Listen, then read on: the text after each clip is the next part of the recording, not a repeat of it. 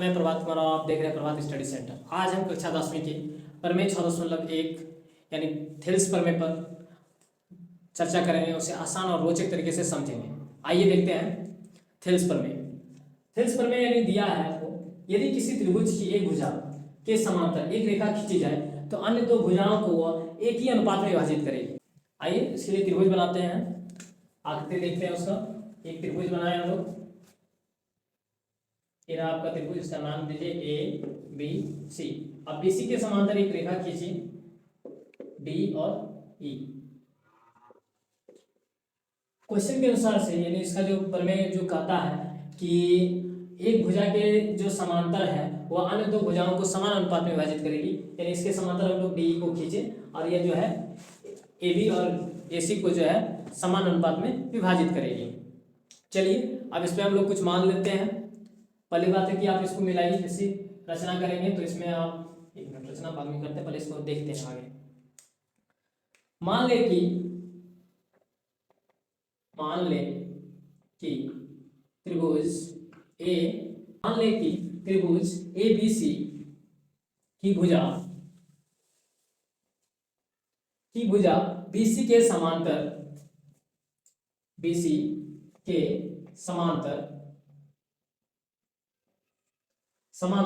रेखा ED खींची।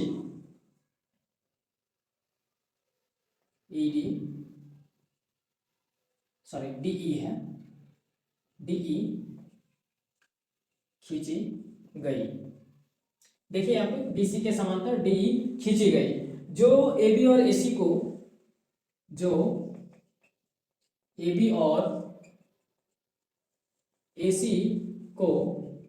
देखिए, A B ये हो गया आपका और ए सी ये हो गया। जो ए बी और ए सी को क्रमशः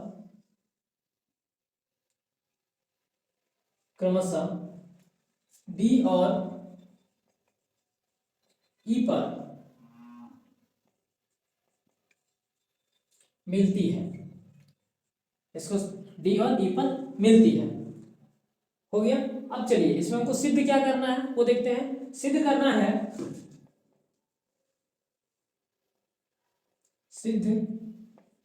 करना है कि एडी बटे डीबी बराबर एई बटे ईसी, ये हमें सिद्ध करके दिखाना है। अब आप हम लोग इसमें देखते हैं, आपको इसका स्क्रीनशॉट लेना है, ले लीजिए, क्योंकि इसे साफ करके आगे फिर बनाया जाएगा। आइए रचना करते हैं इसका रचना। अब देखिए, अब हम इसमें क्या करते हैं रचना, डी से जो है एक लंब खींचेंगे, डी से एक लंब खींचेंगे जो ए सी पर आएगा, जिसका नाम हम लोग एम रख दें, और ई से जो हम लोग लंब डालेंगे ए बी पे आएगा, वो आपका हो जाएगा एन। तो इसको रचना में लिखते हैं। रचना में जो है डी से डी एम तथा ई से ई एन, ई से ई एन लंब क्रमशः देखिए, हम डीएम का लंब किस पे डाले हैं, एसी पे डाले हैं, तो एसी और इधर से आप देखिए ई एन का लंब डाले हैं एबी पे, तो एबी पर डालें, यहां से लंब डाल लिया हम लोग। उसके बाद देखेंगे कि आप 20 को ई से तथा डी को सी से मिलाया, इसको भी लिख लीजिए, बी को ई से तथा डी को यहां लिख लीजिए, उल्टा कीजिए, सी को डी से मिला दे। ठीक है, मिला दिया। अब आपको बोला है इसमें सिद्ध करने के लिए, तो चलिए अब हम लोग लेते हैं प्रमाण में यानी देखते हैं। तो सबसे पहली बात, यहाँ एक त्रिभुज का क्षेत्रफल सेट करना पड़ेगा। तो त्रिभुज का क्षेत्रफल बराबर क्या होता है, ये लिख देते हैं पहले आपको हम। त्रिभुज का क्षेत्रफल बराबर 1/2 आधार गुणे ऊंचाई, ये उसका फॉर्मूला होता है। चलिए अब देखते हैं हमको लेना क्या है। तो सबसे पहले हम लोग ए डी और ई लेंगे। ये इधर से ले रहे हैं, देखिए ये वाला फिगर लिए आप।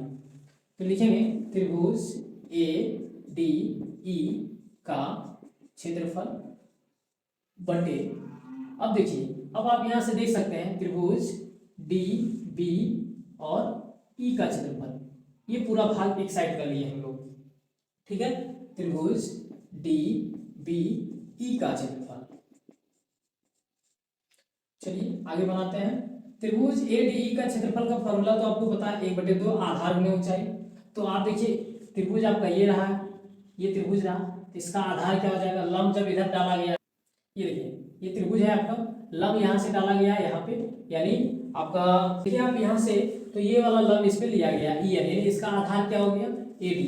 तो पहला आप लिख सकते हैं ए डी आधार हो गया, गुना लंब इसमें क्या हो गया ई एन बटे, फिर लिखेंगे त्रिभुज ए डी सॉरी त्रिभुज डी बी ई का क्षेत्रफल, डी ई बी में देखेंगे तो डी ई बी में आप देखिएगा तो आधार क्या हो गया आपके पास, ये हो गया आपका आधार, यानी डी बी 1/2 गुना डी बी गुना, अब आप देखिए इसका लंब वही होगा ई एन होगा लंब इसका, यानी ई एन। अब देखिए आपको कटने वाला कौन कौन सा है, मिल रहा है क्या ऊपर नीचे, 1/2 को घटा सकते हैं, ई एन और ई एन को घटा सकते हैं, तो आपके पास ऑप्शन आ गया क्या, आंसर आ गया यहाँ से ए डी बटे डी बी, आप इसको समीकरण नंबर 1 मानिए। चलिए आगे देखते हैं, पुनः इसी प्रकार से अब आते हैं इधर भी, तो त्रिभुज, अब आप तो अभी हम लोग लिए थे इधर से, अब आप रोटेट हो जाइए, इसका इधर से घूम जाइए इधर से, तो फोटो क्या बन जाएगा आपका, अब हमको लेना है ये वाला लेना है, ये फिगर लेना है, अब हमको ये फिगर लेना है, ठीक है, जिसमें आप देखिएगा तो त्रिभुज ए डी ई का क्षेत्रफल बटे त्रिभुज डी ई सी का क्षेत्रफल। चलिए देखते हैं, अब हम लोग त्रिभुज लिए हैं क्या, तो त्रिभुज का क्षेत्रफल अभी हम लोग देखे हैं 1/2 आधार गुणे ऊंचाई का है, तो 1/2 गुना ए डी ई में, तो अब जब हम लोग ए डी ई ले रहे हैं यानी ये त्रिभुज ले रहे हैं तो इसका आधार हो जाएगा ए ई गुना इस पे जो डाला गया लंब क्या हो जाएगा आपका, ये वाला लंब यानी डी एम इसका लंब हो गया बटे 1/2 गुना, अब देखिए त्रिभुज लिया गया है डी ई सी, ये वाला त्रिभुज लिया गया आपका, ये त्रिभुज, जब ये त्रिभुज लिया गया है तो इसका आधार हो गया आपका ई गुना ई सी गुना, अब देखिए इसका लंब तो ये बाहर वाला ही रहेगा क्योंकि पूरे का लंब वही है आपका, तो यहाँ से आ गया डी एम। अब आप देखिए जो कटने वाला आपका, आप इसका स्क्रीनशॉट ले लीजिए, इससे आगे हमको बनाना पड़ेगा क्योंकि साफ करना पड़ेगा बोर्ड। आइए इससे आगे देखते हैं हम लोग, यानी यहाँ पे जो कटने वाला है उसको कटा लीजिए, ये दोनों कट गया और डीएम कट गया, आपके पास बचा क्या, ए ई बटे ई सी, समीकरण 2 आपका हो गया, आपका समीकरण 2 यहाँ से निकल गया। अब हम लोग जानते हैं क्या है, अभी हम लोग जो रचना किए थे यानी बीसी समांतर क्या है डीई है, तो अब हम लोग लिख सकते हैं उसको, क्योंकि बीसी समांतर डीई, जब दोनों समांतर है तो दोनों समांतर रेखाओं के बीच बने त्रिभुज भी का क्षेत्रफल भी बराबर होता है।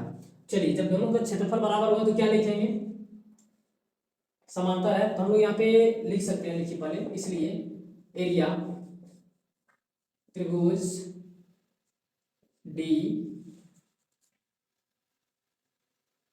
बी ई बराबर एरिया त्रिभुज, देखिए हम लोग लीजिए क्या बी डी ई, अब लीजिए इधर से डी ई सी, दोनों का जो है एरिया बराबर होगा, क्योंकि अभी आप लोग को बताया हम कि समांतर रेखाओं के बीच बने त्रिभुज का क्षेत्रफल बराबर होता है, उसी चीज को आप लिख लीजिए, उसको हम लिख रहे हैं, चलिए उसको लिखते हैं, क्योंकि ये दोनों त्रिभुज एक ही जोड़ी समांतर रेखाओं के बीच की है तथा दोनों त्रिभुज का आधार एक ही है। आप इसको समीकरण 3 मान लीजिएगा, ठीक है। अब चलिए, यही है इसका कारण, जो ये दोनों के बीच है तथा यह जो है BC और DE के बीच स्थित है। यानी ये जो है त्रिभुज BC यहाँ और DE दोनों के बीच स्थित है। तो दोनों जब बीच में स्थित है, नहीं दोनों बराबर है, ठीक है, दोनों का क्षेत्रफल बराबर है। चलिए समीकरण 1, 2 और 3 से देखते हैं। यानी AB, यहां से देखिए पहला समीकरण में हम लोग का क्या आया था, तो AD बटे DB बराबर। दूसरा समीकरण में हम लोग का आया AE बटे EC।